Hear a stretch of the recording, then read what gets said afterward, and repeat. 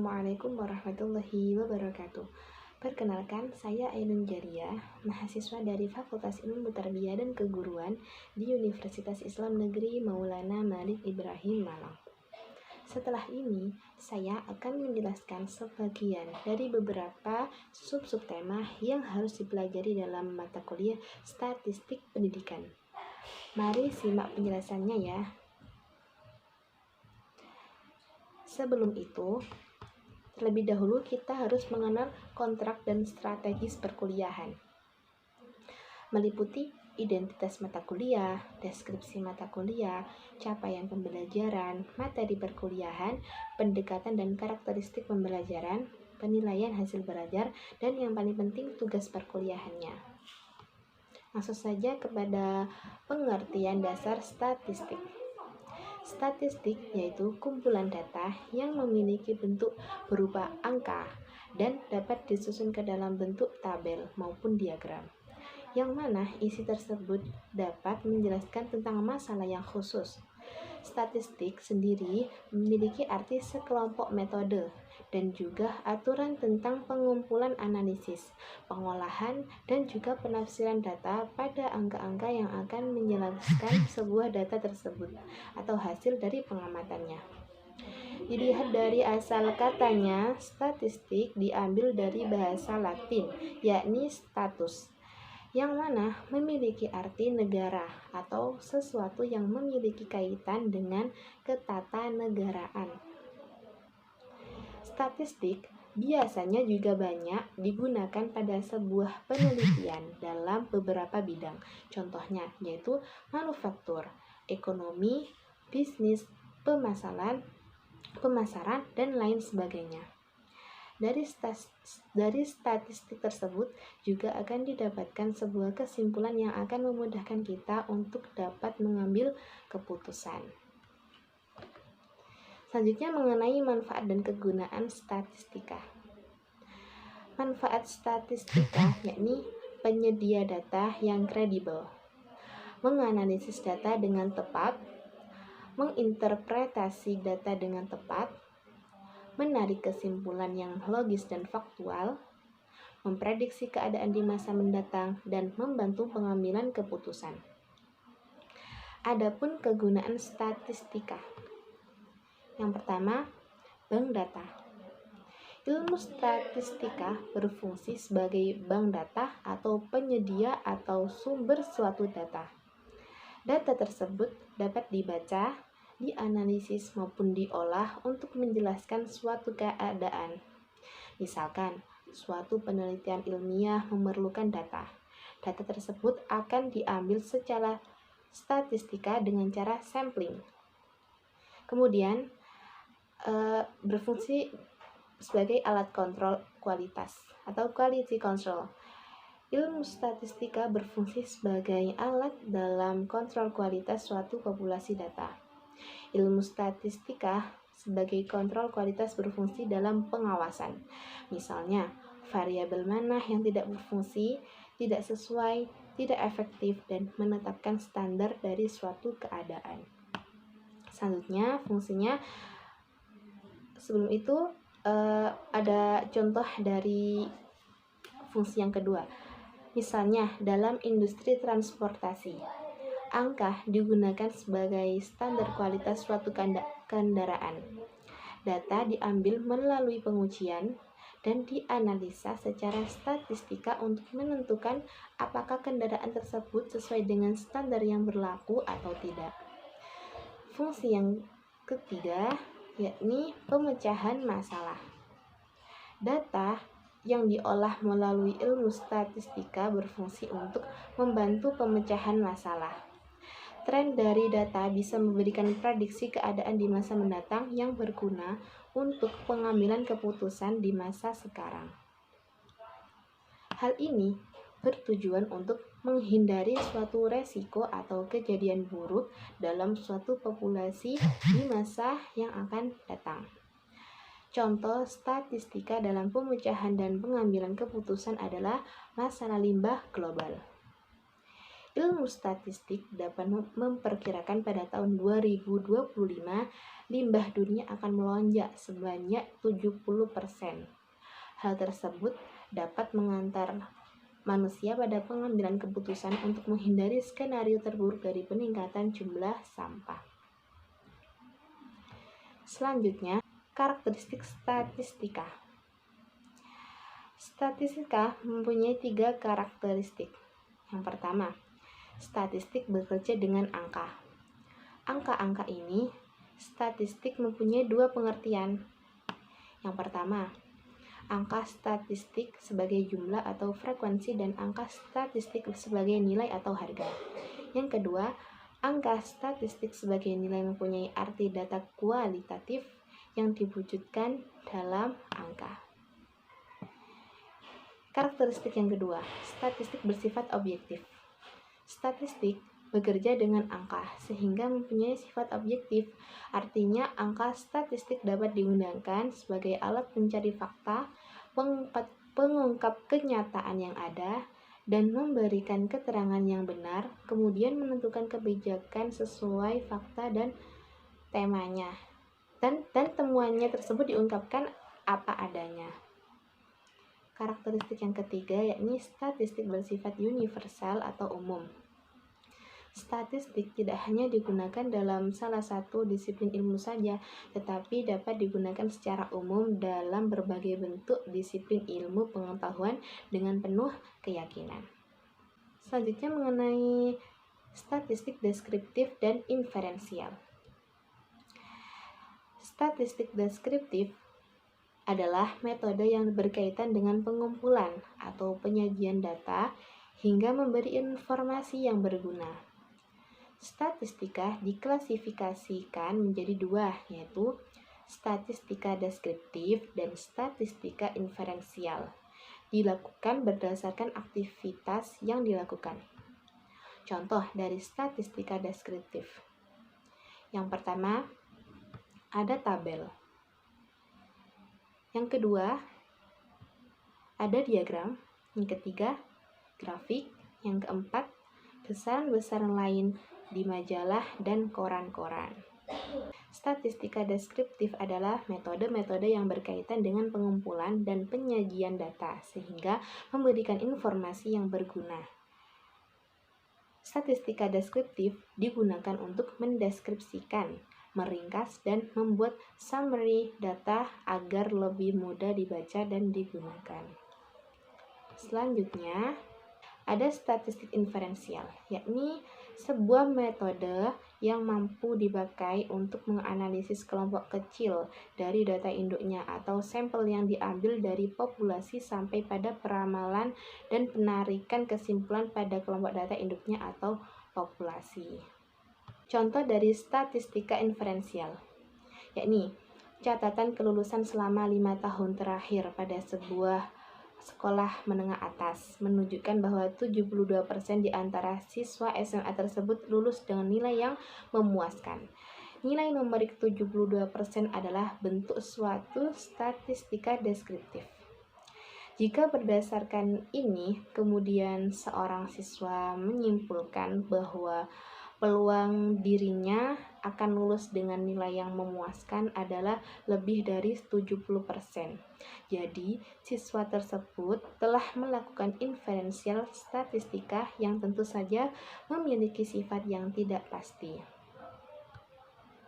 Adapun perbedaan statistik deskriptif dan statistik inferensial, yakni statistik deskriptif hanya terbatas pada penyajikan data bentuk tabel, diagram, grafik, dan besaran lain. Sedangkan statistik inferensial selain mencakup statistik deskriptif juga mampu dipakai untuk melakukan estimasi dan penarikan kesimpulan terhadap populasi dari sampelnya. Untuk sampai pada penarikan kesimpulan, statistik inferensial melalui tahap uji hipotesis dan uji statistik.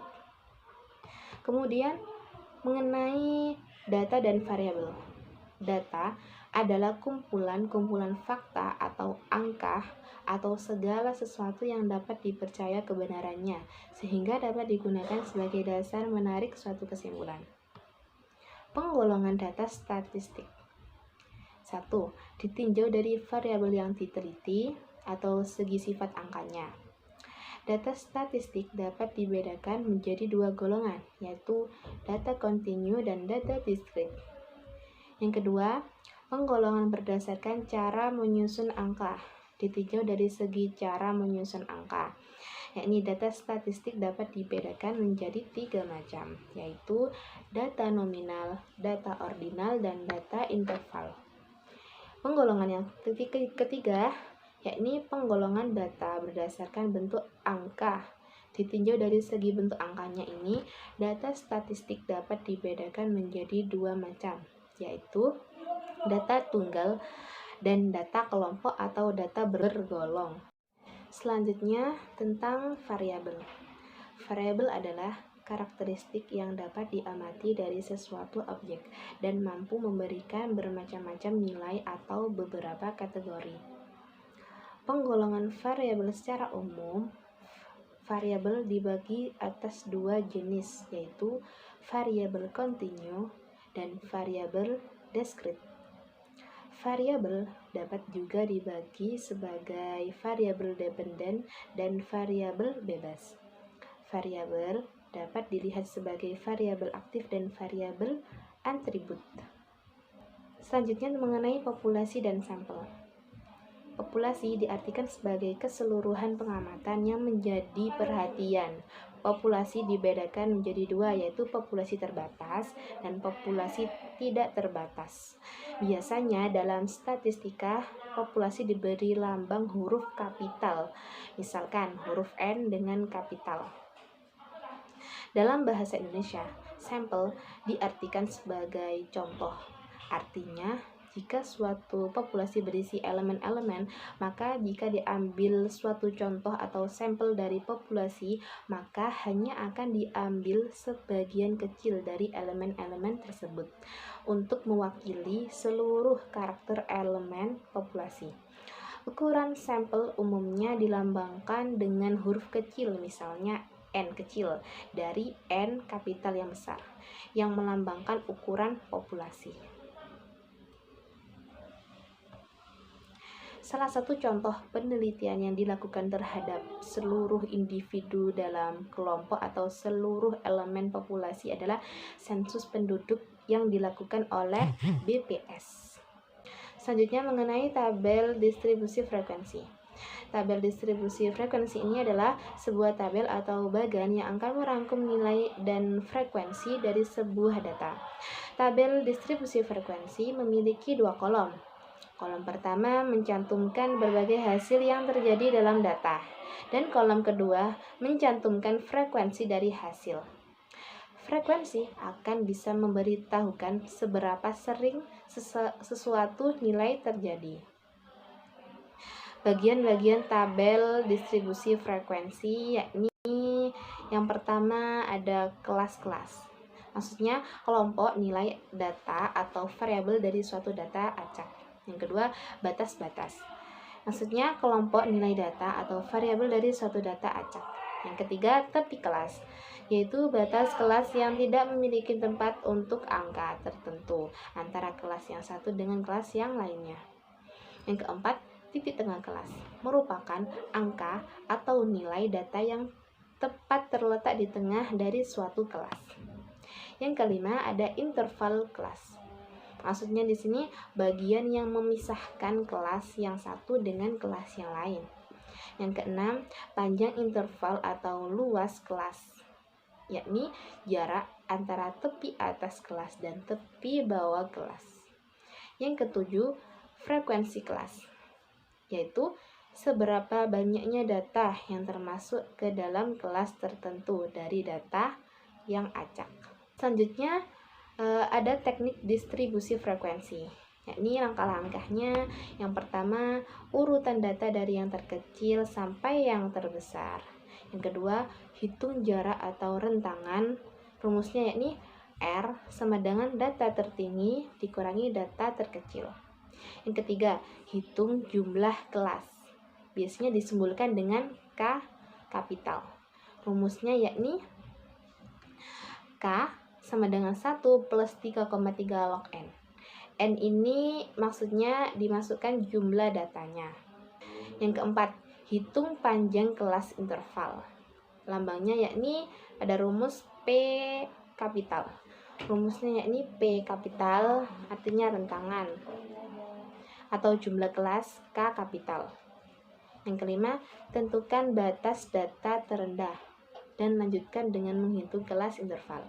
Dan yang langkah yang terakhir yakni buatlah tabel sementara, yakni tabulasi dengan cara menghitung satu demi satu sesuai dengan urutan interval kelas.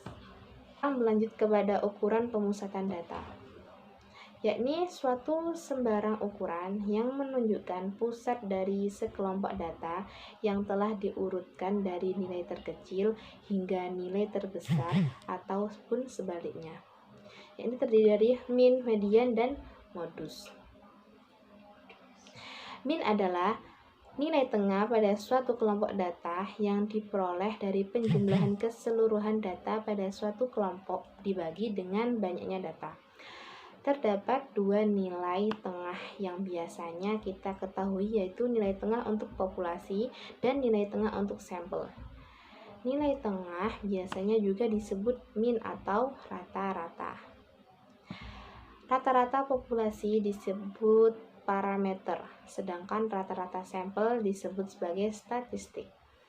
Parameter untuk nilai tengah populasi diberi lambang yum, sedangkan statistik yang melambangkan nilai tengah sampel diberi lambang seperti itu. Selanjutnya ada median, yakni suatu nilai yang terletak di tengah kelompok data yang telah diurutkan dari nilai terkecil sampai nilai yang terbesar ataupun sebaliknya. Contoh dari kegunaan median ini yakni menentukan median untuk data ganjil dan menentukan median untuk data genap. Selanjutnya ada modus. Modus di sini cukup menggunakan pengamatan terhadap data yang paling sering muncul dalam kelompok. Nah, ukuran pemusatan ini adalah jadi suatu sembarangan ukuran yang menunjukkan pusat dari sekelompok data yang telah diurutkan dari nilai terkecil hingga nilai yang terbesar ataupun sebaliknya. Selanjutnya, ukuran penyebaran data. Ukuran penyebaran data ini ukuran yang menunjukkan seberapa jauh sih data penyebaran dari rata-rata. Ini seperti jangkauan atau range. Dan ini maksudnya selisih data terbesar dan data terkecil. Jangkauan sering dilambangkan dengan R kapital. Jangkauan atau range ini mempunyai rumus, yakni jangkauan data. Menghitung jangkauan data yakni R jangkauan X max data terbesar dikurangi X min data terkecil, seperti yang sudah saya tampilkan di slide. Terus yang kedua, jangkauan interkuartil. Jangkauan ini adalah selisih antara kuartil ketiga dan kuartil pertama. Seperti itu rumusnya. H kapital sama dengan Q3 dan Q1. Keterangannya ada di bawahnya. Kemudian ada simpangan kuartil, yakni atau jangkauan semi interkuartil. Singan kuartil adalah setengah dari selisih kuartil ketiga dan kuartil pertama. Seperti ini contohnya. Contoh rumusnya yakni SK simpangan kuartil sama dengan setengah Q3 dan Q3 min Q1, yakni kuartil ketiga, setengah dari kuartil ketiga dikurangi kuartil pertama. Selanjutnya ada simpangan rata-rata, yakni nilai rata-rata dari selisih setiap data dengan nilai min atau rataan hitungannya. Ada rumus data tunggal, seperti itu rumusnya. Keterangannya SR simpangan rata-rata, XI data ke 1 atau pertama, yang S rataan hitung, N banyak data, Terus ada rumus data bergolong atau berkelompok. Keterangan rumusnya, SR itu simbangan rata-rata, XI data ke 1 atau pertama, yang X rata hitung, FI frekuensi data ke 1. Dan selanjutnya tentang simbangan baku. Simbangan baku ini atau disebut dengan deviasi standar merupakan akar dari jumlah kuadrat deviasi dibagi banyaknya data. Sering dilambangkan dengan huruf S. Adapun rumusnya, data tunggal atau simbangan baku untuk data tunggal ini mempunyai keterangan S simpangan baku XI data ke 1, X rataan hitung, dan N banyak data. Dan adapun simbangan baku untuk data bergolong atau berkelompok, keterangannya S itu simbangan baku XI data ke 1, X rataan hitung, dan frekuensi FI, dan FI frekuensi data ke 1. Demikian penjelasan yang bisa saya sampaikan. Semoga dengan postingan ini menjadi bermanfaat bagi yang membaca dan menyaksikan, bisa dijadikan sumber literatur untuk mengerjakan tugas. Sampai jumpa pada postingan selanjutnya. Assalamualaikum warahmatullahi wabarakatuh.